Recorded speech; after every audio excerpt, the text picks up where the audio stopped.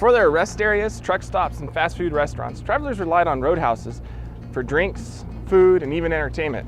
Roadhouses have been around since man began transporting himself from one place to another. In every civilization and age, from ancient Rome to the Middle Ages, they've been serving the same purpose, refreshing the weary traveler. Chaucer's Pilgrims set off from what was essentially a roadhouse, the Tabard Inn, in the Canterbury Tales in the late 14th century. And roadhouses were one of the things that made the early highway system possible, usually resting between 100 and 200 miles away from the next one. Imagine driving these roads in the summer of the 1930s, 40s, and 50s. No air conditioning, no stereo, narrow lanes, and low speeds. The most welcome sight in the world was one announcing a respite from the journey, the heat, and the boredom. That's what Chope's Bar and Cafe was when it first started serving locals and travelers in the early 1930s, and it still is today. Chope's is a neighborhood bar and cafe found in the small town of La Mesa, New Mexico, between El Paso, Texas, and Las Cruces, New Mexico. La Mesa itself is an old farming community, established in the early 1800s along what came to be known as the Juan de Oñate Trail, which was forged by the conquistador in the late 1500s. La Mesa continues much like it was when it was formed almost 200 years ago, a small farming community along the Rio Grande. Rich green cropland borders the area, and the highway fronting Chope's still runs through a 70-year-old pecan orchard.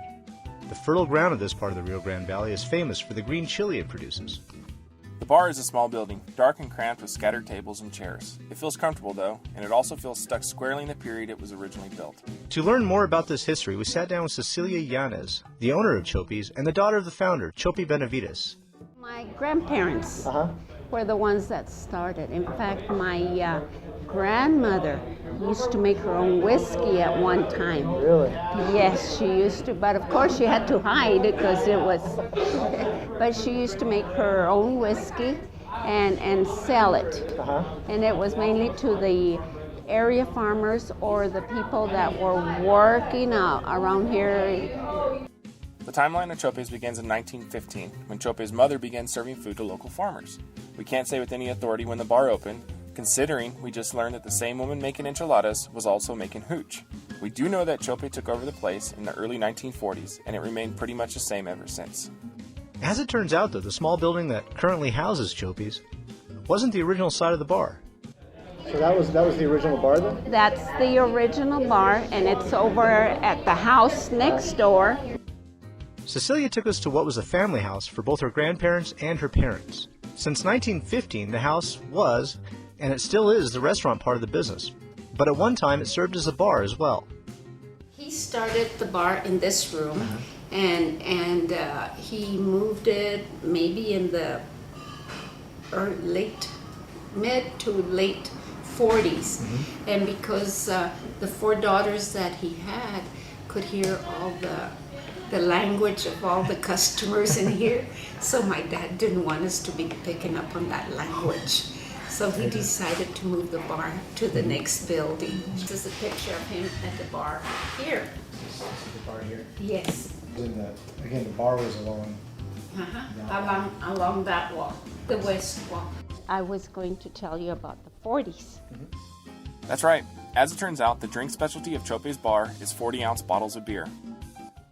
We are the only bar from La Union, where New Mexico begins, right after Texas, all the way to, I don't know, maybe Hatch, so on, that serves the 40s. Right. 40 ounces, yeah. 40-ounce bottles of beer. How did that start?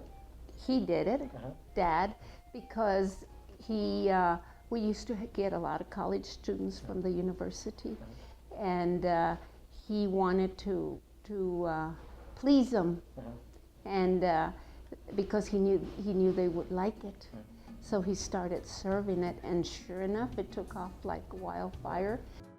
Something else that's taken off like wildfire is the restaurant's reputation for some of the best southern New Mexico cuisine in the entire area, which all started back in 1915 with Cecilia's grandmother. My grandmother used to hang a lantern outside because she used to sell enchiladas here in the bar, and when she had enchiladas for sale, she would hang a lantern right here opposite this wall, and if the people that passed or the farmers saw the lantern that was lit outside, they would stop and either they would eat them here at the bar or take them home with them. Wow. That reputation has earned Chope's restaurant high praise from a number of restaurant and food guides. But maybe it's the reputation of Chope himself that's really made the place so popular. Like bartenders and bar owners throughout time, Chope was an important man in his community, well-loved, always donating to local sports teams, and earning himself the respect of powerful politicians and local field workers alike.